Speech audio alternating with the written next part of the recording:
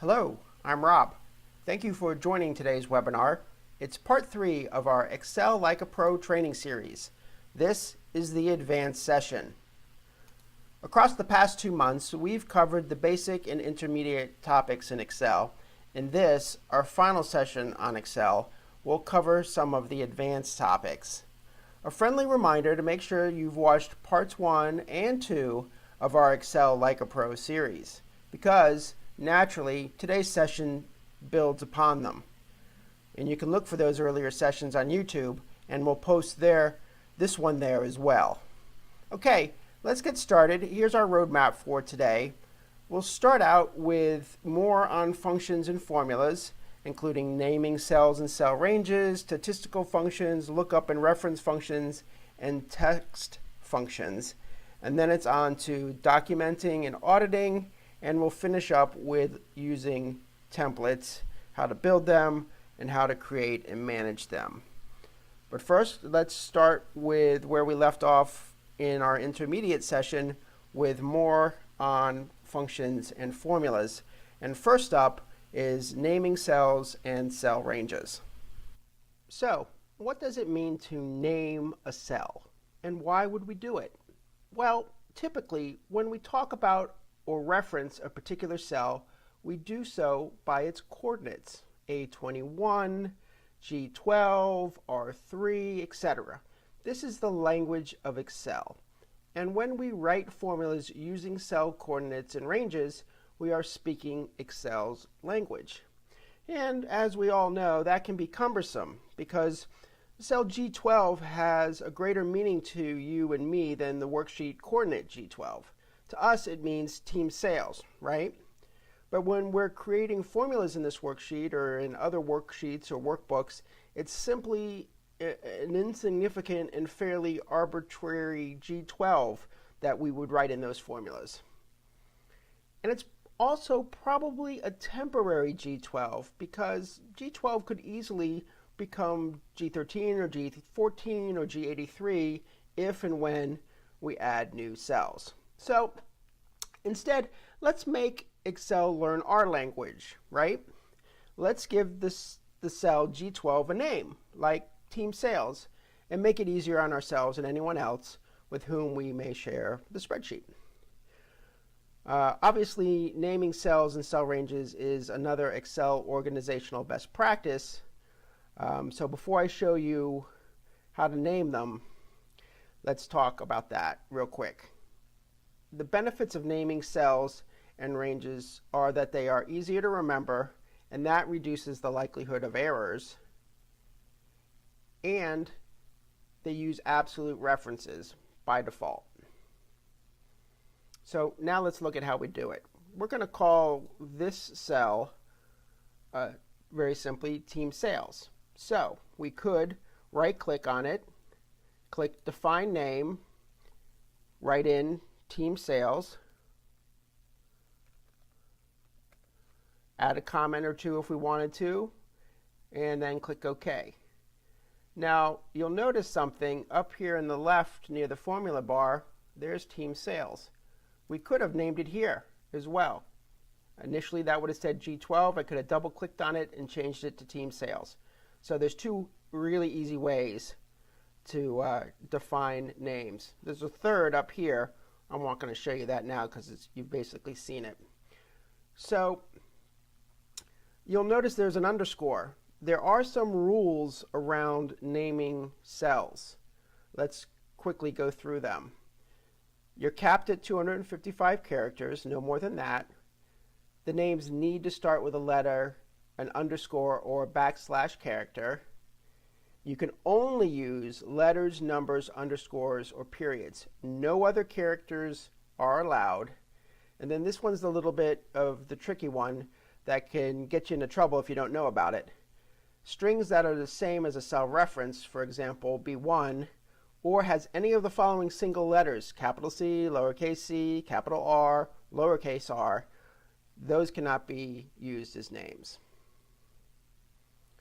So let me show you now how to name a range, because this is pretty cool. We're going to call this is all of our individual sales reps totals for the week.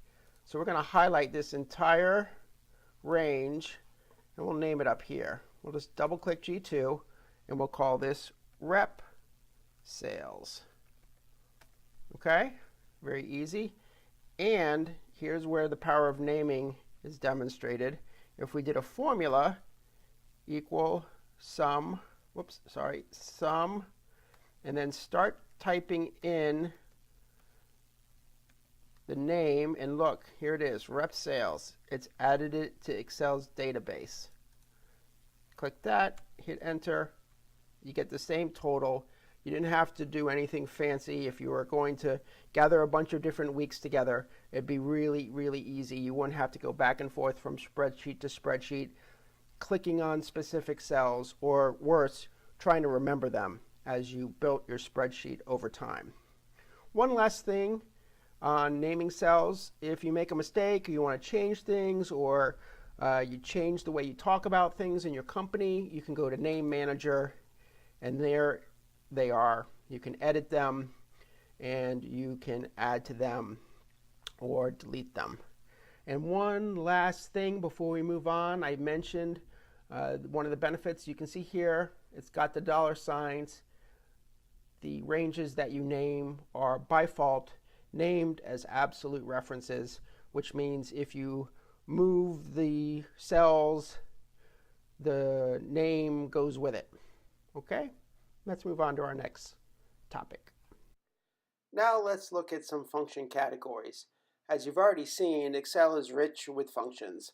Last time we looked at several logical functions and some date and time functions, and today we're going to look at 3 additional categories. The first up is the statistical functions, and there are 3 that I want to walk you through: average if, count if, and sum if. The average if function can be used to figure out the average of a range based on certain criteria. For example, remember the list of National League Cy Young Award winners from our last webinar? Let's use the average if function to determine what the average ERA was for those pitchers who won more than 20 games in a particular season. Here's how we write the formula. Let's scroll down to the bottom, and we'll put it in right here. Equal average if, left parentheses, and I've already named my cell ranges. So we're going to put in wins, and you can see it highlights over here to the left. And then we're going to say wins that are greater than 20, or actually greater than 19, equal, comma, and then the second range I named was ERA. Hit enter, and there you have the average. Those pitchers who won 20 or more games had an average, an ERA of 2.44. So I bet you can imagine how this function could come in handy for finding averages across a wide variety of scenarios. Some examples would be the average sales of orders above a certain quantity, average units sold by a particular region, or the average profit by a distinct quarter. Some food for thought on average if. Now let's move on to a sibling of average if, and that is called count if. The count if function is great for finding answers such as how many orders did client X place, or how many sales reps had sales of $1,000 or more this week, or how many times has a pitcher from the Philadelphia Phillies won the Cy Young Award. Let's use that last question to demonstrate the power of the count if function. We've got a little placeholder down here for our formula, and we're going to enter in equal count if, and then once again I've got a range named, and that range is team. Hit our comma, and then we type in Philadelphia. As you can imagine, it's absolutely essential to type in the text exactly correctly. And then we just hit enter, and there's our answer. And if we took a glance, this is a fairly small table, 1, 2, 3, 4, 5, 6, and 7 fillies. So there's a myriad ways that you can use the COUNTIF function. Obviously, the bigger the table, the more power the COUNTIF function will provide you. It's a great way to get basic information about whatever you like that involves counting number of occurrences. So let's move on to the third statistical function. This is the last in this group, and it's called SUMIF. Let's return to our Cy Young Award winners list and use the SUMIF function to show us the total number of strikeouts by the pitchers on this list who are in the Baseball Hall of Fame. We have our placeholder down at the bottom here. As always, we start with our equal sign, and we do SUMIF.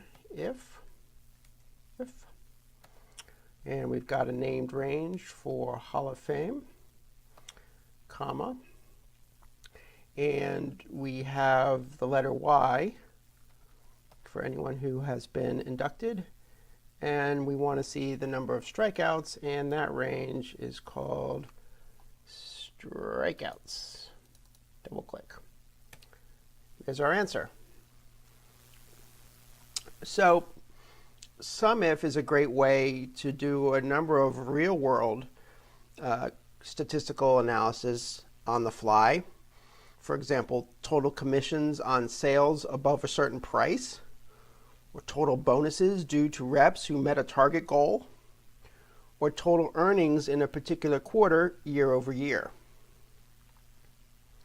So that wraps up our quick look at statistical functions. Now we're going to move on to a really cool set of functions called lookup and reference functions.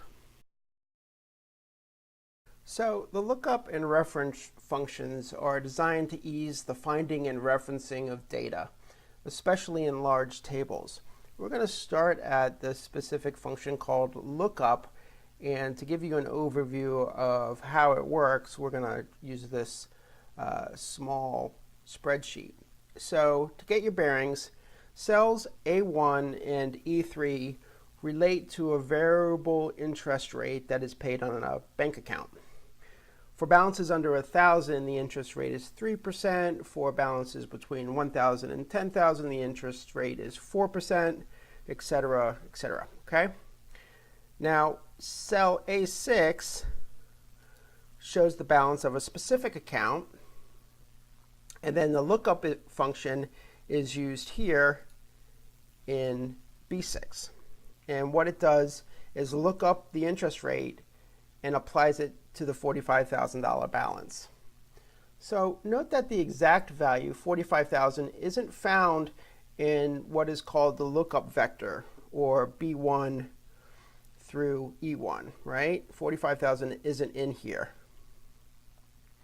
And so the function matches the closest value below 45,000, and that's 10,000, and it returns the corresponding value from the result vector. And that's these here. This is the result vector, B3 through E3. And here's our result.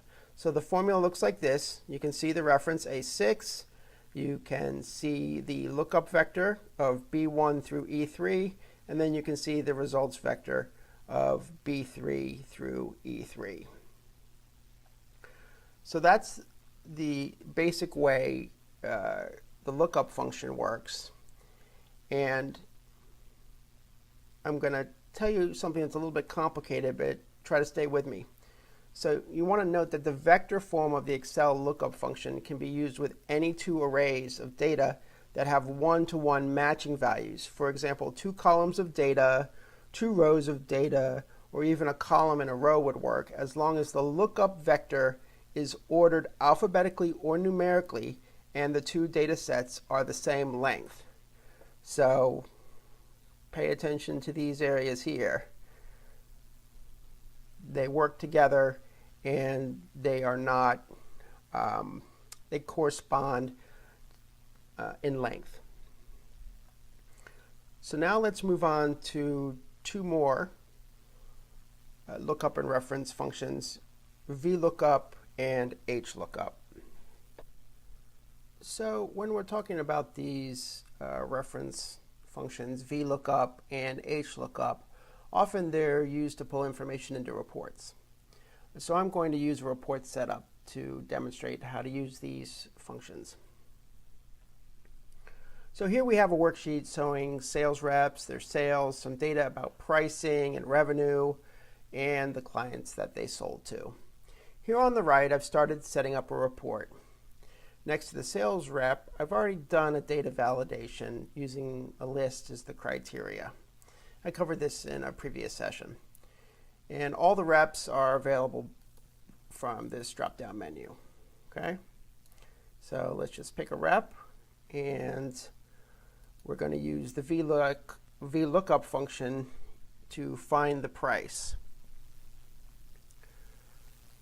So we start in the standard way, equal VLOOKUP.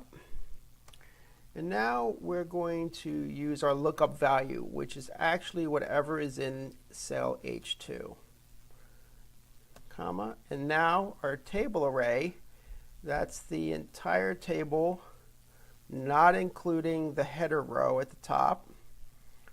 Okay. And let's go back up, comma. Our column index number, that is actually interesting. It's the number of columns to the right of our lookup value column, which is column A.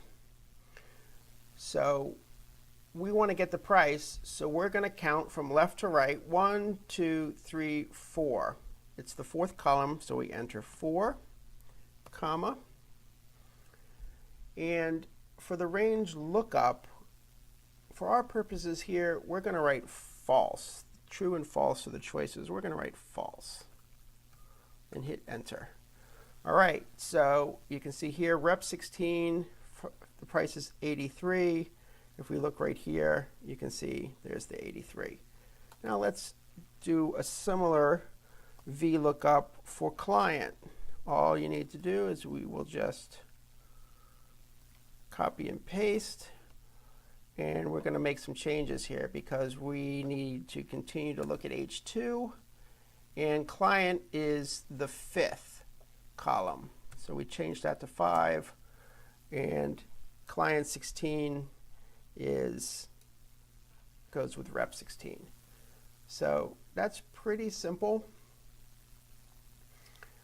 If we change the sales rep, everything else changes to match.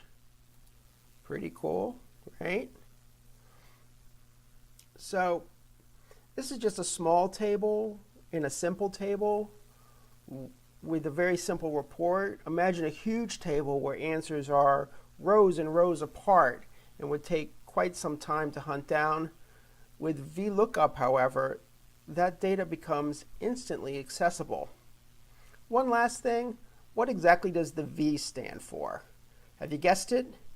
It's vertical. In other words, it means by column, because columns are vertical. So at the outset, I mentioned that VLOOKUP had a twin function, HLOOKUP. Have you guessed what the H is for? Yes, horizontal. HLOOKUP is for tables where instead of column headers, there are row labels. But because this is so rare and because the syntax is exactly the same, I'm not going to demo that for you. Instead, let's move on to our next category of functions, and that is text functions. Text functions contain some very powerful tools to adjust and rearrange and even combine cell data. Most often, these functions are used with worksheets that contain information and function as a database. I'm talking about collections such as mailing lists, product catalogs, or even Cy Young Award winners. Let's revisit our list of great pictures for this next demo. So the first text function I'd like to show you is concatenate. Concatenate. It means to link things together in a chain or series. and it's almost as cool to say as it is to do. So again, here is our Cy Young list, and let's say for our purposes, we didn't need to see the wins and losses in separate columns, right? We just want to see it in the common way, like 22 and 10, specifically 22-10. And we could do this by going into each cell in the win column, double-clicking, adding a hyphen, typing 10, and going down the whole list, and then deleting the losses column, right? In fact, if I had a list of only 10 of them, I'd probably do it that way. But when you have dozens or hundreds or thousands of rows, combining column data by hand is completely inefficient. It's especially inefficient when you know how to use the concatenate feature, which you're going to learn about right now. So here's how. First, we're going to create a new column where our function will reside. Let's get rid of what we typed here. New column. And we'll call this win-L. And let's go with our formula equal concatenate. We won't even type the whole word. And we're going to do D2, comma, and let's just type E2 since our formula is overlapping, and enter. Okay, we're getting there. We've got a 2210. Doesn't really make sense without the hyphen though. So let's pop back into this formula, put our cursor right after the comma, D2, quote sign, hyphen, quote sign, comma, and magic. And then obviously you could just copy and paste these down and you can see them all fill in. So we did 2 columns, but you can do more. You can combine 3, 4, as many as you need using the concatenate function. It's really great if you want to combine data such as first name, middle initial, and last name. Maybe you're making a mailing list. You don't want separate fields. Or maybe city, state, and zip. You want to combine those. It all depends on really how you want to have the data appear. Okay, but what about this redundant information? You have a few choices. First, you could just hide the wins and losses columns, right? Remember that from our first right-click and hide them. Or, well, you could hide them and so they're not visible, and you may also be tempted to delete them. But beware, if you do, your new column with the concatenate function in it is going to have a reference error. But if you're certain you want the wins and losses to appear in this new format, there's a step you have to take before you delete anything. First, you make a new column. And what we're going to do is copy this. And then we're going to do a paste value. Oop, here's our new location. Paste value. So what we've done is we've moved from a formula to the actual information. So again, be very careful. If you delete your source information without doing this step, you're going to be left with nothing. And we'll need to go back to an earlier version, redo the concatenate formula, and go through this process again. So heads up. So one of the things here that I also want to point out, if you delete it, or you want to do the, actually, forget about going back to a previous version of the spreadsheet. Here's another reason why you want to be extra careful before you want to delete. You can't use some other function to put it back the way it was in this case because our data is inconsistent. If we look at our wins column, Sometimes wins are single digit, sometimes they're double digits. Same with the losses, singles and doubles. In other words, the position of the hyphen is not consistent. We see it sometimes as the second character and sometimes as the third character. So I'm telling you this right now because it leads into our next topic, our next set of text functions. And let's take a look at those now. Now we're going to talk about the left, mid, and right functions. These are used to tell Excel that you only want part of a text string in a particular cell. So here we have a sample product list. On the left we have the product ID, and it seems to be a random set of numbers and letters. But really it's a code that gives us not only the product number, but also the factory where it was manufactured and the date of manufacturing. So let's say we want data in this product ID pulled apart so we can work with it in different ways. So first, let's pull out the date, and here's how you do it. You do equal, right, and then the source cell, which is A2, where our product ID is, and then we're counting back from the far right toward the left, and a date occupies 6 characters. And enter, and so we have the date here. Now it's not going to be in date format, but we can see that this is January 4th, 2018 if you're using the US style of dates. Okay, let's do the left and pull out the item number. Very similar, equal left, still A2, and we have a 5-digit product number, so we type in 5 counting from left to right. All right, so 10323, you can see it matches up just fine. So last is the mid function. It's similar, but it has an extra requirement. Equal mid A2, comma, and we're going to count from the left, and we're going to start with the 6th character. And we want it to then start counting at 6 and count a total of 3, which is the factory code, and enter. And if we were to copy this down, there you go.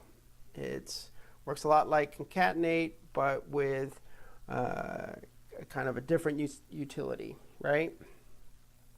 So it's pretty simple, and just like we saw before with the concatenated wins and losses, you can copy and paste value into another column or row, and then you can sort it and format it. You don't want to work with the left, mid, or right function cells. You can't even reformat them. So just remember, this is a tool to get you to another place. And all of this works because, remember, you have to have consistency of the source data. So it all works because every one of these product IDs are the same length. If they were different lengths, you'd have to do something more artful. And we're not going to cover that in this particular session. All right, so that's it for text functions, and let's move on. We've talked all along during this series about organizational best practices, from setting up orderly worksheets for consolidation, to naming cells and cell ranges, to now documenting and auditing.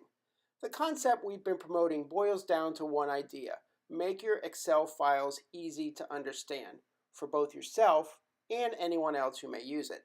And that includes auditors.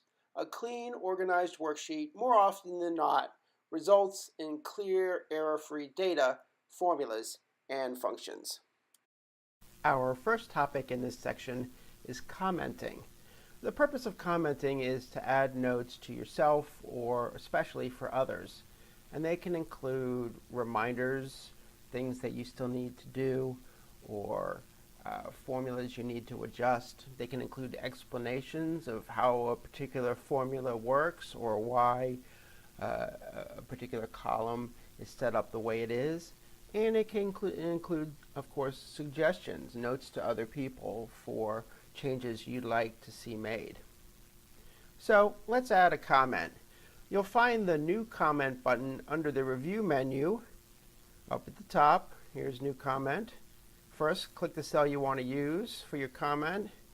Click New Comment, and let's say remember to double check rates above. Okay? So when you're done, you just click outside the area and the comment disappears, but it's here where the red flag means. So anywhere you see a red flag, you have a comment. Okay? So what if, in this case, your name doesn't appear in the comment? Here's how you change it. Go to File, Options, General, and then down here, and then just change the username to the name that you'd like to show up in the comments. Now don't worry if you've already done a bunch of comments, it will make the adjustment for you. No need to go back and change each one of them individually. Okay? So if you'd like to format the comment, you just click inside anywhere and you can format the text right here, Format Comment, and you have the different text controls like you've seen other places in Excel.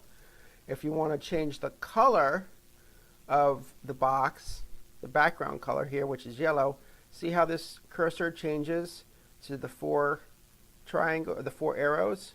Right click here, again choose Format Comment, and now you have a whole range of other choices, and you can change the background color under Colors and Lines, something like that. Hit OK, and now you have a blue. I know a lot of managers who use different colors for different members of their team. So there's certainly options. It's difficult to change the default color of comments. It's actually something outside the scope of our conversation today, but you can Google that and it'll tell you how to go into your Windows properties and make that change. And it is a universal change, so if you put comments in Word or PowerPoint, it'll change the background colors of those as well. So next, you don't have to roll over each one of these comments to see them all. You can just put your mouse over it to see them, or you can click on it to see them.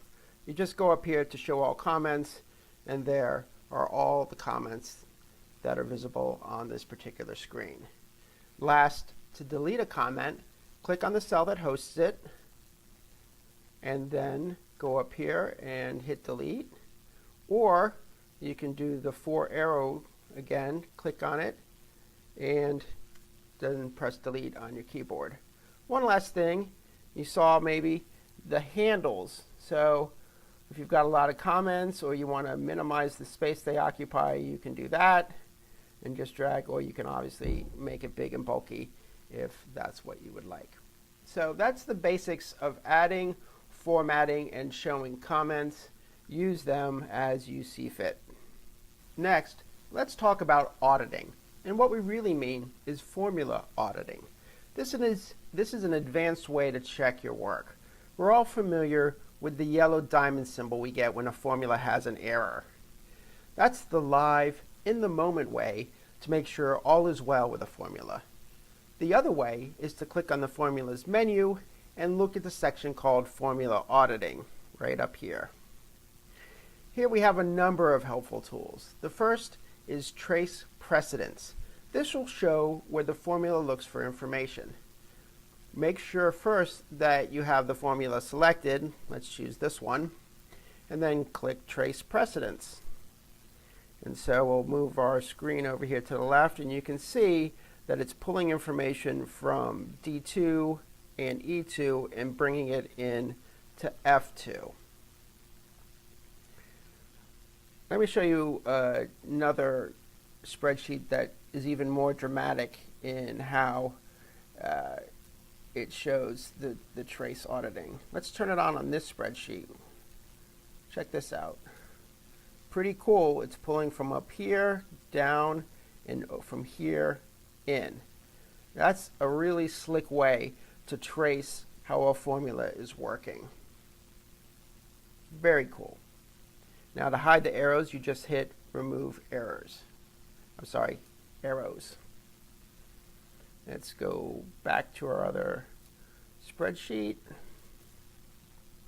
Next, we have show formulas. Let's get rid of these arrows. Show formulas.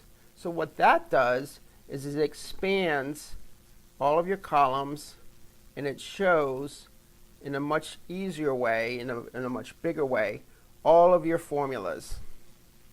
And what's really nice about this is you can pop in, you can check your formulas on the fly very easily, and then if you click show formulas again, it brings your column widths back to the way they were. So it's not something that you suddenly have to go back and by hand shrink down those column widths again. So next we have error checking, and this is the manual way of the same feature that we saw earlier that pops up automatically. This feature lets you check all of the formulas at once. So we click it, it checks through it. I have an error in here because I set one up so you could see it visually, and we could go in and correct this issue and make it right. So last, let's get rid of this, we have evaluate formula. And this tool allows you to check through a formula step by step, and it shows the results of each individual part. It's another great way to debug a formula that isn't quite up to par. Let's see it in action. So here we have the formula that we want to evaluate. We click the Evaluate Formula button, and we get this dialog box. And you can see it's starting with D2. It's got an underline there. So we click Evaluate, and look, it's changed it to the actual value of D2, which is 22. We evaluate again, and now it's shown us that E2 pulls in this one more time, and now we see the result of the formula. So you can trace your way through this step by step and figure out the issues that you may be having in a formula.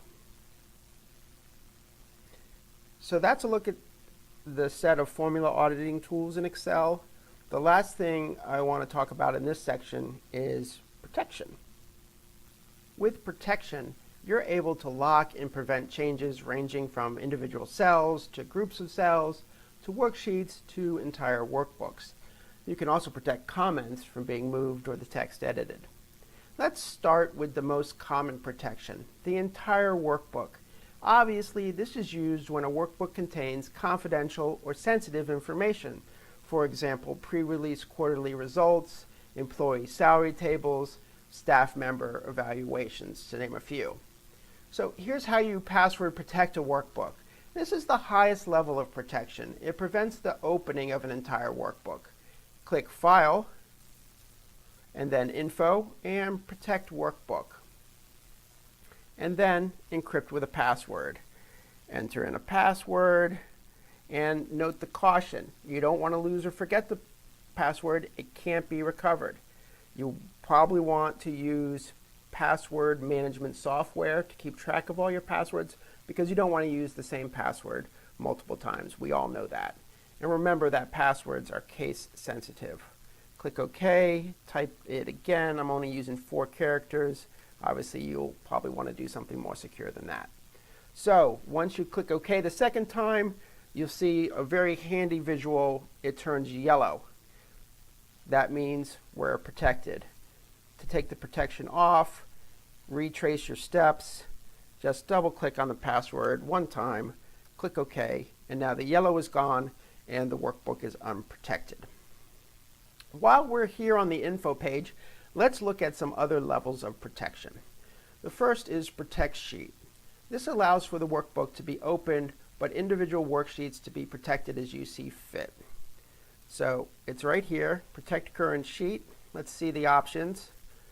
Now we're taken back to the worksheet and we see a variety of options for what is allowed. In other words, by default, if you protect a worksheet, very little can be edited without the password. Anything you check here is what is allowed. And this dialog box is also where you would activate any cells that you have locked. So you can see here, protect worksheet and contents of locked cells. So here's how you lock a cell. So let's choose this one. And all you need to do is right-click, choose Format Cell, and here on the right is Protection, and you can choose Locked, and you can hide the formulas by choosing Hidden. So let's see what that looks like. Click Hidden, click OK. We got to do one step here, which is we have to protect the sheet. Now watch what happens up here where you can see this formula. So let's do a quick password here. Say OK. Password again. It's gone. So unlocked cell, you can see the formula. Locked cell, you cannot see the formula. You can also lock comments in the same way as we just locked a cell. So here's a comment. Let's make sure we hide show these, and we've got we need to unlock our worksheet first. All right, now you can see we can edit this. Format comment, and here's protection. You can lock it, and you can lock the text. And again, you have to then go and protect the sheet to institute that feature. So last, in the same way that you can protect the sheet from here on the Review tab, you can protect the workbook. This is just a quicker alternative to clicking File and Info. So that's an overview of the protection and security features in Excel. Let's move on to our final topic. So as we look back on our journey through Excel to this point, our focus has been on creating worksheets and workbooks from scratch.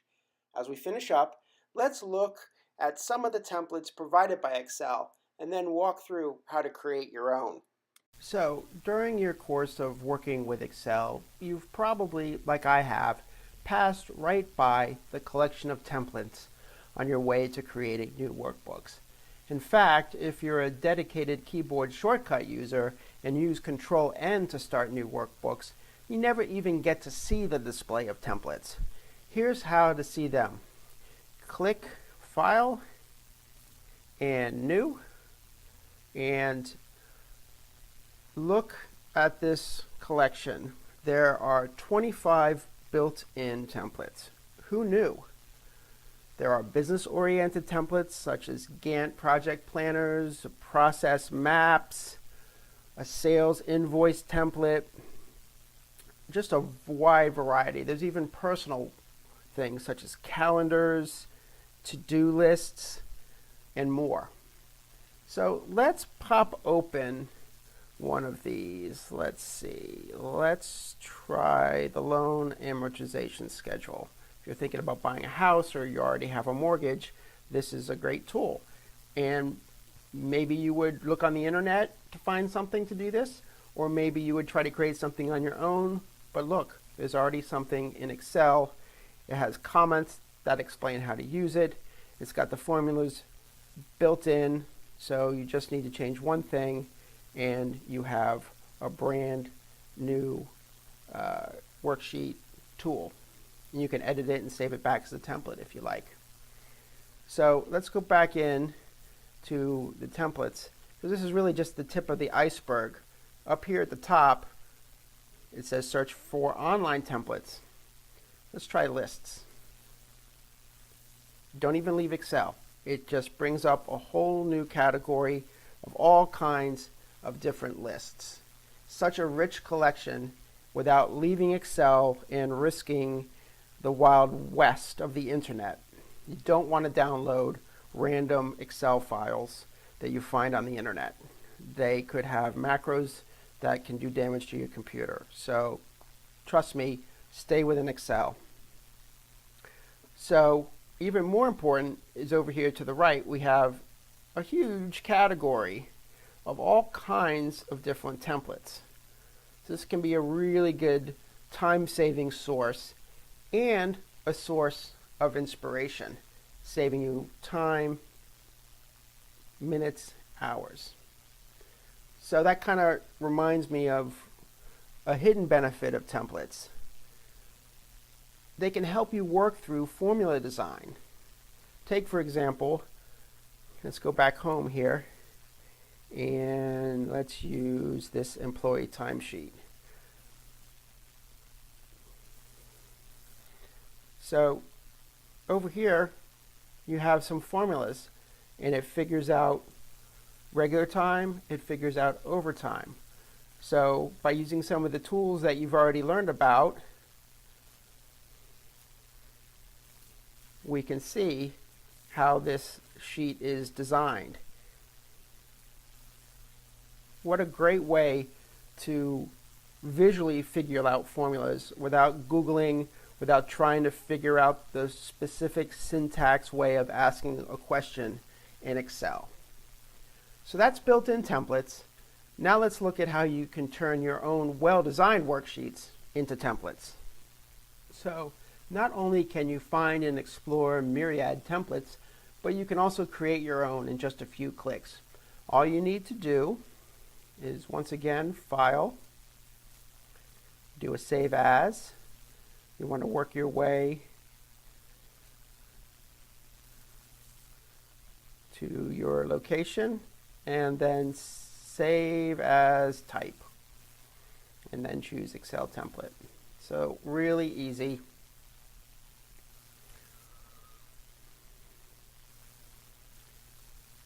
But before you do one of these on one of your worksheets, some tips.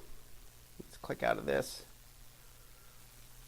You want to remember to finalize the look and feel of your template. Choose your colors, choose your fonts, make it look really nice.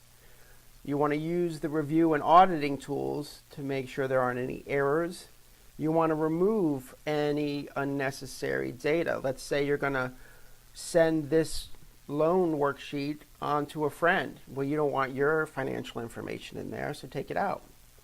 And you want to unprotect cells or protect them as appropriate.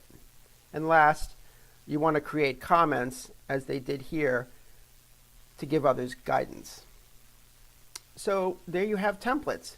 How to find and explore Excel's collection of available pre-built templates, and how to turn your hard-earned workbooks into templates for reuse and sharing. And we're done. Thanks so much for joining me today. That completes our Excel Like a Pro series. I hope you've enjoyed these sessions and found them helpful. Please join us next month for a very special session on General Data Protection Regulation Compliance. If you have heard of GDPR, you should check in on this session. Hope to see you then, and until then, take care.